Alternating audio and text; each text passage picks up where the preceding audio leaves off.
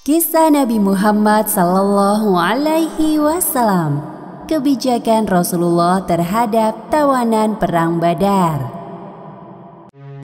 Abu Bakar dan Umar bin Khattab berbeda pendapat tentang nasib tawanan Perang Badar. Abu Bakar mengusulkan kepada Rasulullah Sallallahu Alaihi Wasallam agar beliau meminta tebusan kepada para tawanan. Sedangkan Umar mengusulkan agar para tawanan dihukum mati. Kira-kira usulan siapa yang dipilih oleh Rasulullah Sallallahu Alaihi Wasallam? Simak kisah selengkapnya dalam video berikut ini. Sekitar 70 orang pasukan musyrikin berhasil ditawan, sedangkan sisanya berhasil lari dari medan perang dan pulang ke Mekah. Para tawanan ini kebanyakan para pemuka dan pemimpin Quraisy. Meskipun statusnya sebagai tawanan perang, mereka diperlakukan baik dan manusiawi oleh pasukan muslimin. Seorang tawanan menceritakan kebaikan kaum Ansor kepada kawan-kawannya. Aku tertawan oleh sekelompok orang-orang Ansor. Mereka memberiku sepotong roti, sedangkan mereka makan kurma. Aku malu dengan perlakuan baik mereka. Ketika aku hendak mengembalikan rotiku, mereka malah menolaknya dan menyuruh untuk menghabiskan makananku. Sementara itu di tempat peristirahatan, Rasulullah Shallallahu Alaihi Wasallam sedang bermusyawarah dengan Abu Bakar dan Umar bin Khattab terkait nasib para tawanan. Wahai sahabat-sahabatku, aku sedang memikirkan tentang nasib para tawanan kita. Namun sebelum itu, aku ingin mendengar pendapat dari kalian. Abu Bakar, orang yang pertama mengangkat tangan, berkata, "Menurut saya, sebaiknya kita minta tebusan kepada mereka. Wahai Rasul, walaupun para tawanan itu musuh, namun mereka tetap kerabat kita semasa di Mekah. Lalu, uang tebusan dapat digunakan untuk mendukung perjuangan umat. Semoga setelah peristiwa ini, mereka mendapatkan hidayah, sehingga berbalik menjadi pendukung kita." Umar bin Khattab yang mendengar pendapat Abu Bakar tampak tidak setuju. Ia lalu mengangkat tangannya. Aku tidak sependapat denganmu, wahai Abu Bakar. Kita tidak boleh bersikap lemah kepada para tawanan itu. Lihatlah, semua orang yang tertangkap, kebanyakan adalah pemimpinnya, wahai Nabi. Izinkan aku, atau Ali, atau Hamzah untuk membunuh mereka yang kesalahannya tidak termaafkan dan memang pantas dihukum mati. Rasulullah Shallallahu Alaihi Wasallam menyimak pendapat kedua sahabatnya dengan seksama. Setelah beliau berijtihad beberapa lama, akhirnya beliau lebih condong kepada usulan Abu Bakar. Aku lebih condong kepada pendapat Abu Bakar. Kita minta para tawanan untuk menyerahkan uang tebusan sesuai kemampuan. Namun kemudian turun wahyu dari Allah Subhanahu wa Ta'ala yang menegur sikap Rasulullah Sallallahu Alaihi Wasallam. Sebagaimana yang disebutkan dalam Al-Quran, Surat Al-Anfal ayat 67. Tidak patut bagi seorang nabi mempunyai tawanan sebelum ia dapat melumpuhkan musuhnya di muka bumi. Kamu menghendaki harta benda duniawi, sedangkan Allah Subhanahu wa Ta'ala menghendaki pahala akhirat untukmu. Allah Maha Perkasa lagi Maha Bijaksana. Itu artinya usulan Umar lebih sesuai dengan ayat tersebut daripada usulan Abu Bakar. Namun kebijakan Rasulullah Shallallahu Alaihi Wasallam yang memilih usulan Abu Bakar tidaklah salah karena menyesuaikan kondisi yang dihadapi saat itu. Jumlah uang tebusan yang dibebankan kepada para tawanan berkisar antara 400 sampai 4.000 dirham. Rasulullah Shallallahu Alaihi Wasallam memperlakukan mereka secara adil tanpa adanya keberpihakan kepada sanak kerabat, sebagaimana sikap yang beliau lakukan kepada Al-Abbas, paman dari pihak ayah beliau yang masih musyrik. Wahai Rasul, apabila Anda menghendaki kami untuk membebaskan Al-Abbas tanpa uang tebusan, kami tidak keberatan. Tidak, jangan kurangi walau 1 dirham. Baik, wahai Rasul. Keputusan Rasulullah Shallallahu Alaihi Wasallam ini dilakukan karena paman Al-Abbas termasuk orang kaya raya di Mekah.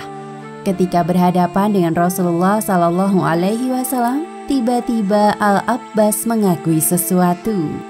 Sebenarnya aku telah masuk Islam sejak lama. Namun aku sengaja menyembunyikan keislamanku dari semua orang. Yang nyata darimu adalah memusuhi kami. Hanya Allah Subhanahu wa Ta'ala yang mengetahui keislamanmu dan Dia yang akan memberikanmu balasan. Kemudian Al-Abbas merendahkan dirinya di hadapan Rasulullah Shallallahu Alaihi Wasallam agar mendapatkan keringanan atas pembayaran tebusan untuk dirinya dan 2 orang keponakannya. Sebenarnya aku sedang kesulitan ekonomi saat ini. Bukankah engkau telah menyimpan harta dan berpesan kepada Ummu Fadl agar memberikan harta itu kepada anak-anak kalian jika engkau tidak kembali? Al-Abbas merasa malu karena kebohongannya ternyata diketahui oleh Rasulullah Shallallahu Alaihi Wasallam. Demi Allah, tidak ada yang mengetahui hal ini kecuali aku dan istriku. Sungguh, aku benar-benar bersaksi bahwa engkau utusan Allah. Maka, bayarlah tebusan yang dibebankan kepadamu, wahai paman. Sikap Al-Abbas yang menyembunyikan keislamannya sebagaimana firman Allah Subhanahu wa Ta'ala dalam Al-Quran surat Al-Anfal ayat 70.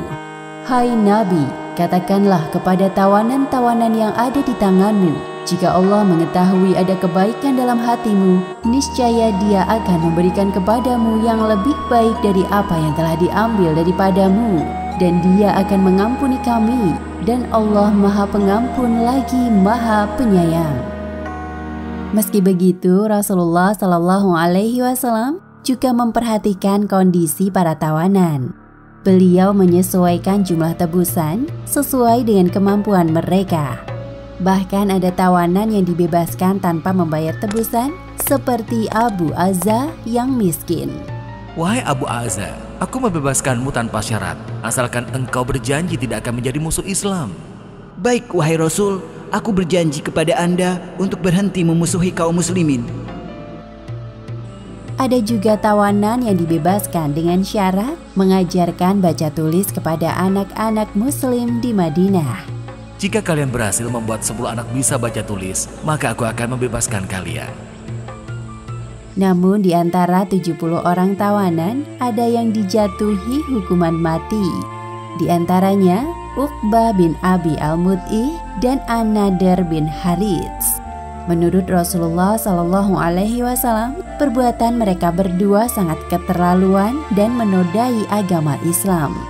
Uqbah bertanya kepada Rasulullah Shallallahu Alaihi Wasallam tentang alasan beliau menjatuhkan hukuman mati. Wahai Rasul, mengapa Anda tega melakukan ini kepadaku? Kenapa tidak seperti para tawanan yang lain? Karena engkau sangat memusuhi Allah Subhanahu wa Ta'ala, juga memusuhiku selama ini. Uqbah kerap mengganggu dakwah Rasulullah Shallallahu Alaihi Wasallam selama di Mekah. Ia juga orang yang melempar kotoran binatang ketika beliau sedang sholat. Sedangkan kesalahan An-Nadr bin Harits juga tak kalah besar. Ia selalu mengajak orang-orang untuk mendustakan ayat-ayat Al-Quran yang disampaikan oleh Rasulullah Shallallahu Alaihi Wasallam. Ia juga yang membawa bendera pasukan musyrikin saat perang Badar. Keduanya dieksekusi oleh Ali bin Abi Thalib dalam perjalanan pulang ke Madinah. Akhirnya setelah 3 hari menetap, pasukan muslimin bergerak meninggalkan lembah Badar dengan perasaan sukacita sambil membawa ghanimah. Para tawanan perang juga ikut serta dalam rombongan menuju ke Madinah.